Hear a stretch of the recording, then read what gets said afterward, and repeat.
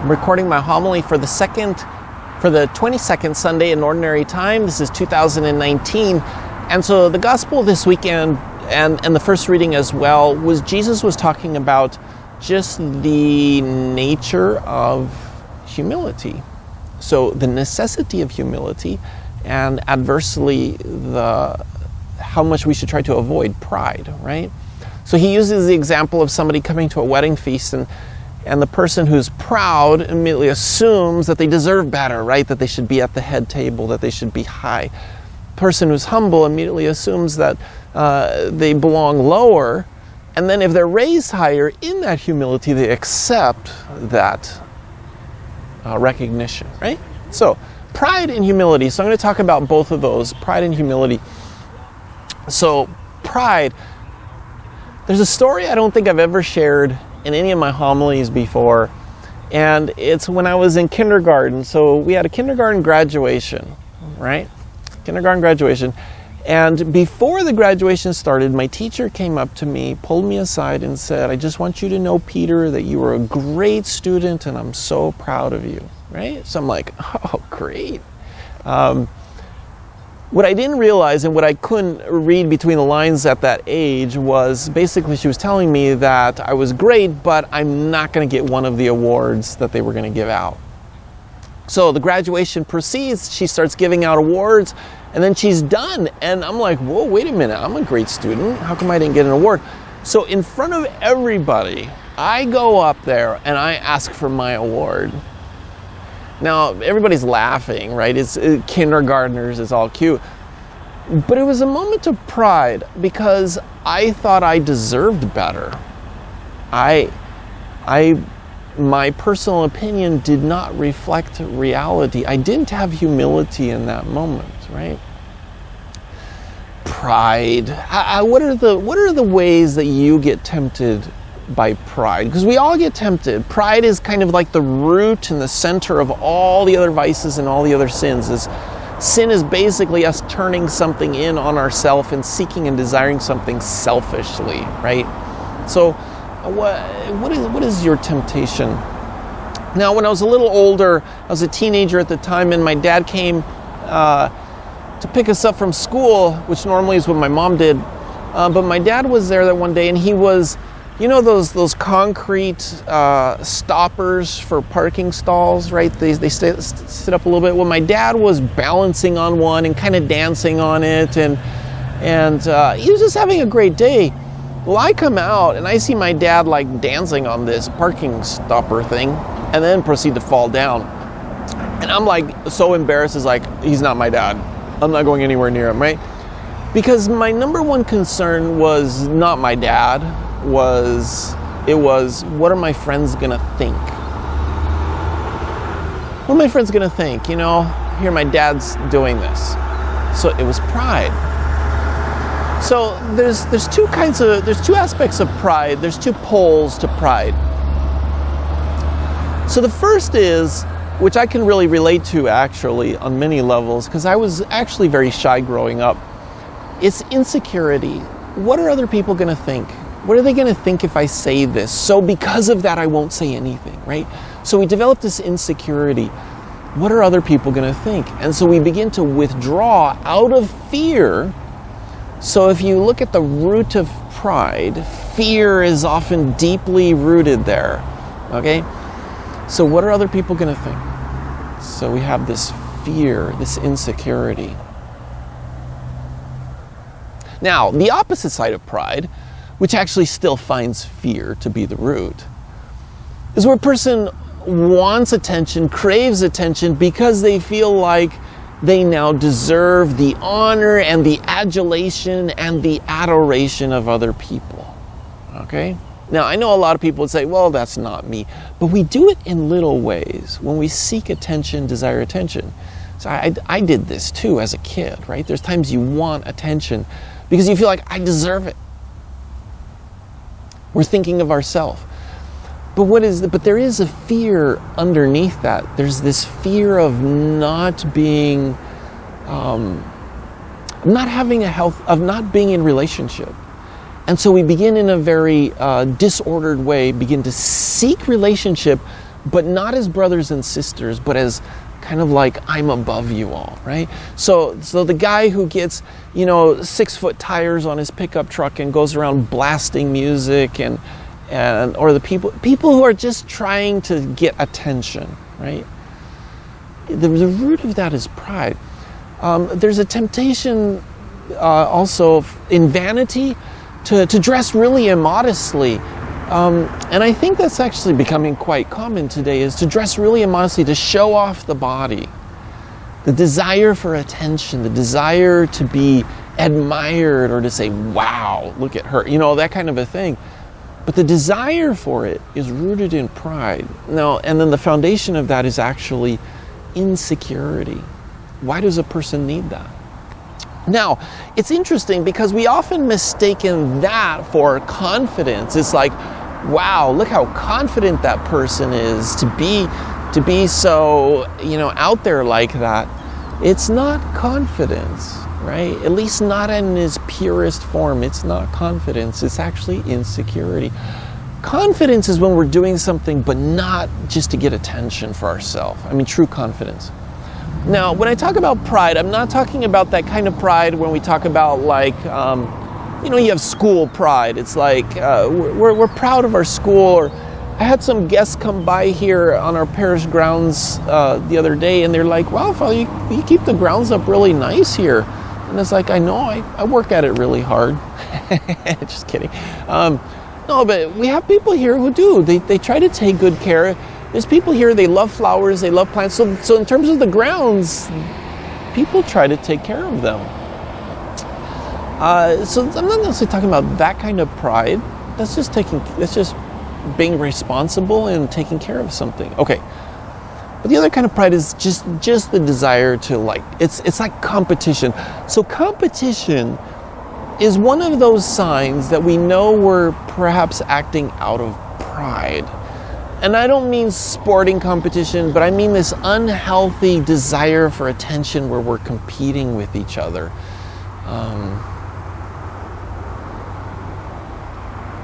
Right? I had an example. I forgot what it was. Anyways, pride is actually very exhausting. I've talked a lot about anxiety, and a lot of times at the root of anxiety is pride. So if you ever wondered, if I'm a perfectionist, right? If I have to make something perfect, and I ever really drill down and say, why? Why does it have to be perfect? There's usually a fear there. There's an insecurity.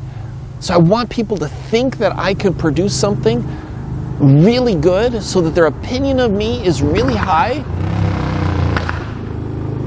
Speaking of desiring attention.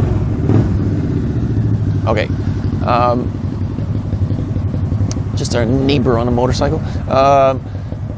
Where was I going with that? Oh, just the exhaustiveness of pride. We were just desiring attention, or the anxieties, what do other people think? All the kids are going back to school right now. And you remember in high school, you remember middle school, how you become so worried about what other people think that you burn all this energy, right? Because you're worried about what other people think. For me, I often felt like I needed to compete with my older brothers, and so I worked really hard on my grades to get my grades up because they were all very, very smart, and that was the reputation of our family in the school. And so I worked really hard, but it wasn't about learning for me.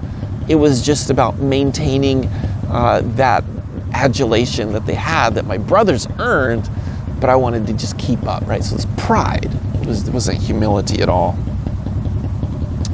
I remember, when you go to like a supermarket. So this is one of my little temptations towards pride. You go to the supermarket. I don't know why it is, but I immediately go into this mode where I feel like I need to get a parking space right up by the door. I need to find the closest possible space. And it's really dumb. I'm perfectly mobile. I can walk all the way across the parking lot. It's no big deal. But it's this pride that I deserve to get it, right? And if somebody else is going to take my parking spot, I'd get insulted. Okay, and I'm not talking about somebody who has a disability and is trying to get a parking spot close to the door, right? That's not it. It's just the pride. When I was in college, the college I went to before I went to the UW, They had a parking lot close to the school, and then they had an overflow lot that was way far away. You had to cross the street, and it was a couple blocks away. So everybody wants to park close. We're all lazy, right? And so we developed these parking lot vultures. And this is where we would park. We would stop at each end of a line of cars, and you just stop there, you turn off your engine, and you just wait. You just wait for somebody to come along until finally it's your turn and they pull out and you pull in, right? So they're like vultures just circling, waiting for a parking spot. And I did that for a while, and then I realized how really arrogant it was. It's like, I was just thinking of myself. So then I started parking in the overflow lot. And it's amazing how it was just less stressful. It's just like, no, I don't even have to look for a parking spot. I just park and walk to school. I get exercise in, it's great. But it's overcoming that pride where it's like, I deserve better, right?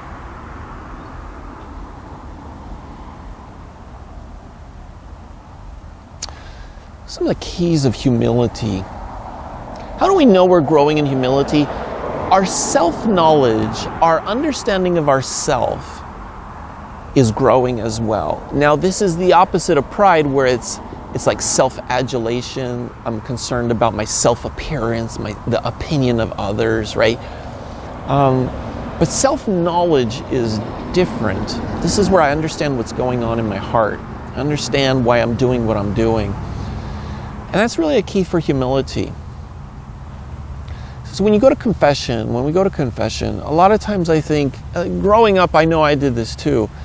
My confessions really were never very powerful unless I confessed a sin that was very specific. You know, it's like you have those times when you go to confession because you did something really bad and it's like, oh, this is horrible. So you go to confession and you confess this sin very specifically, and then after that you just feel so much better. You just feel like the weight of the world's lifted off your shoulders because you know you've been forgiven, right? We all know in confession God forgives us. But what we often don't do is actually confess specific sins. And so we go to confession and we confess things very generally, like, oh, I'm struggling with patience, and I've been kind of hard on the kids, or I haven't been very generous with my time, or my prayer life is not what it should be. It's all very general, but we will never grow, we will never change as long as we confess general sins. They need to be specific.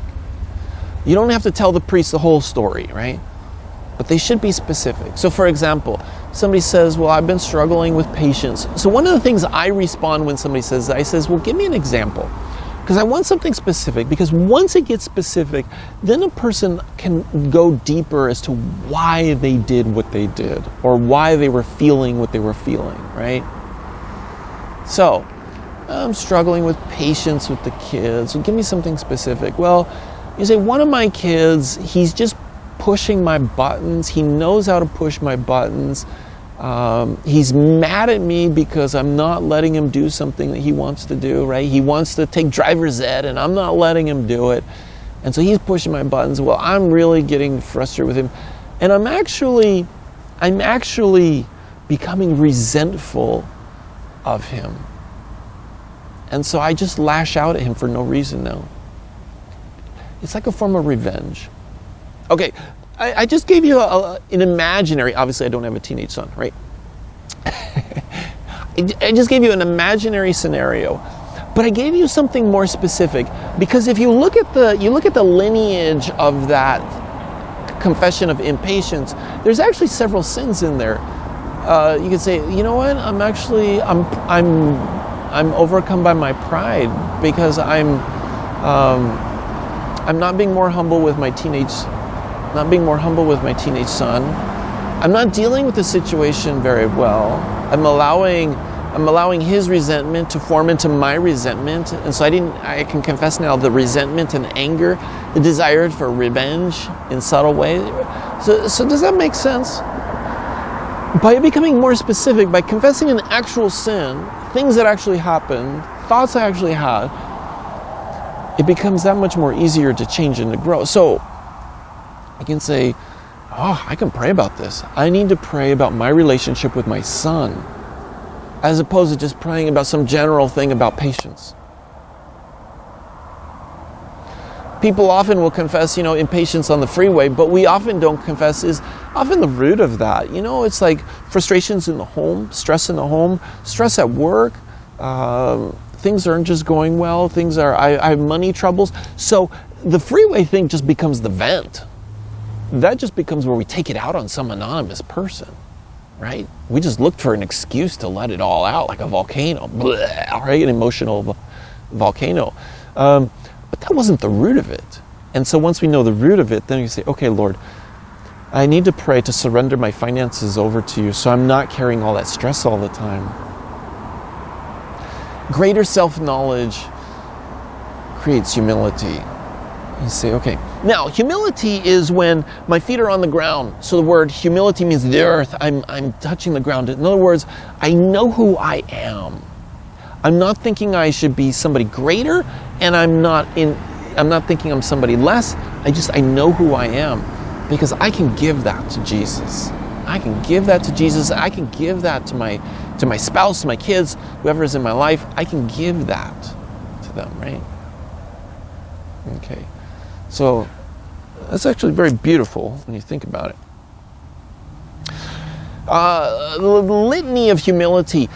Okay. If you're sitting at your computer, as soon as this video is done, I want you to Google, so write this down, I want you to Google the Litany of Humility. Okay, so litany is a form of prayer that has a list of things, right? A litany of humility. Look it up. I know it's on the EWTN website. That's the Catholic television website, because that's where I saw it. But look it up. Litany of Humility is powerful. And so it's a form of prayer where the first part of the prayer is saying, Lord, give me the desire to be last, or give me the desire to not be preferred, or give me the desire to not be, I'm forgetting the examples, but it's give me the desire basically to grow in humility, right? And then it also talks about free me from the fear of being ridiculed, free me from the fear of what are other fears we struggle with? My brain there's just not coming to me. Free me from the fear of being looked up to, or that's not right. Free me from the fear of being looked down on. All those things. It's praying for humility and also praying to root out the pride that's there. Look it up, the Litany of Humility. It's a really, really beautiful prayer. And we're going to put it in our bulletin this next week. Some signs of humility, that we're growing in humility. One I said was self-knowledge. What are some others? Gratitude. When we have gratitude, it's saying, I'm happy with what I have. I'm happy with where my life is at. Even if we're struggling, even if things are bad, there's things that I can look at and say, I'm really happy with my life. Gratitude is very important. We don't have gratitude when we're proud, because we feel like we deserve more and better, right? When we're humble, we're happy with things.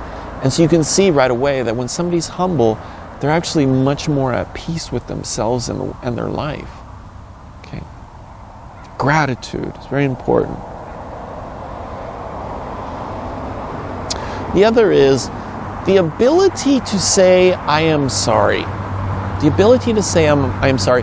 The ability to apologize. This is very important.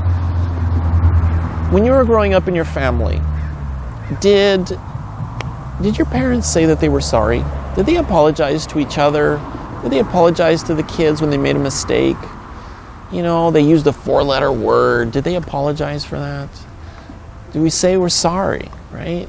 So I think that's something very, very important. The ability to be able to apologize when we make mistakes. If somebody grows up in a house, now I bring this question out in marriage preparation. I say, when you were growing up, did your parents apologize to each other? Was saying, I am sorry, was that part of the family? And in a lot of families it is. But there are families where it's like, no, my dad would never, ever say he was sorry. Even when he made a mistake, he would just kind of walk off and sulk, but he would never say he was sorry. So in that situation, it's like to pray for the grace, to be able to have the humility to say, I'm sorry when I make a mistake.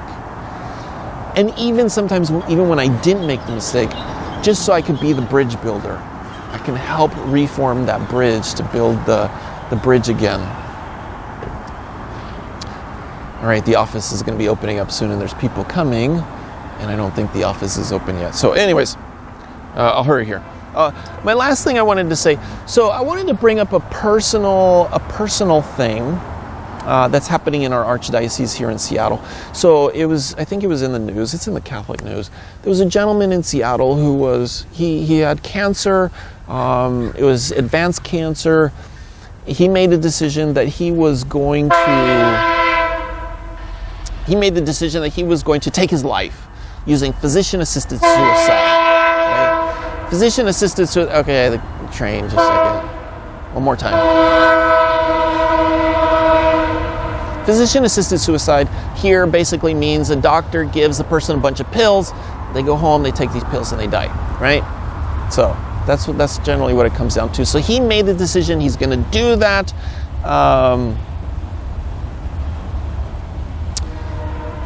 And in doing that, sorry, I lost my train of thought. So he has this great big party to celebrate his life, right? Because he's gonna murder himself, and then he goes to church. So he's Catholic. So he goes to this Catholic church.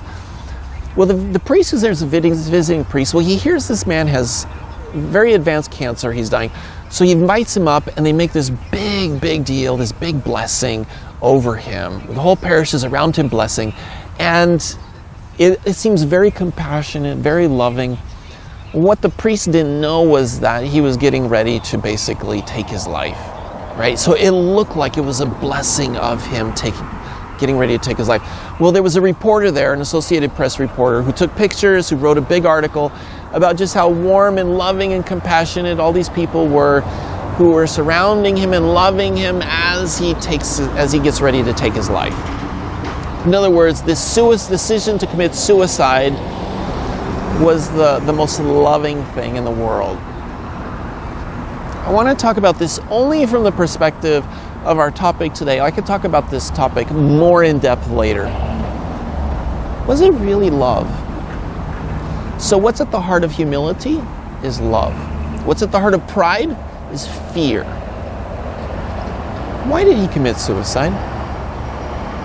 Because all these people who love him, why did he do it? Was it because they love him? No.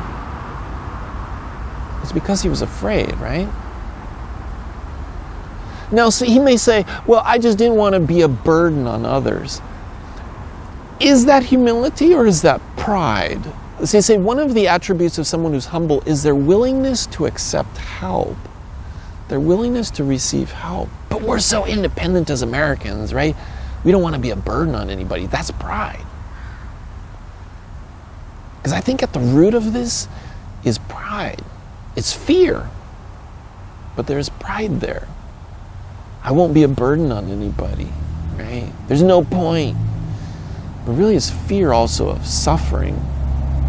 Now, put yourself in Jesus' shoes. You remember the night before Jesus dies, he's in the garden, right? And he's sweating blood, and he's like, what does he say? Lord, just take this cup from me. So he understands our fears. He understands those things that we go through when we're really afraid and we're really struggling. He understands that. But then in the end he says, but not my will be done, but yours. And so then he goes through and he then accepts the suffering, which transforms it into the world's greatest act of love. And he dies for us, and he rises for us. Can you imagine if he was in the garden, he says, you know what, Lord, they're not worth it. I'm not going through with this. They're not worth it. Or worse yet, he kind of does the Judas thing and he says, you know what, I don't want to suffer. There's no point to the suffering. There's no point to it. And so then he just goes and commits suicide like Judas. Now, Judas was full of pride. That's why he couldn't go back and say he was sorry. He was so full of pride. And perhaps deep down there was fears fears of being rejected, fears of just whatever it may be. And so rooting out that pride. Now for the people who knew that this gentleman was getting ready to commit suicide and acted like it was all a big loving thing, like they were being compassionate, they forgot what compassion really is. Compassion is not helping a person avoid suffering. It's suffering with them, right? That's the word, what compassion means, to suffer with. All right. If we're really honest, if we're really humbly honest, we all struggle with pride in our own way. Bring it to Jesus, and we get more specific with the details, things going on in our life, and we try to grow in humility. Okay. All right. God bless you all. I'll see you next week.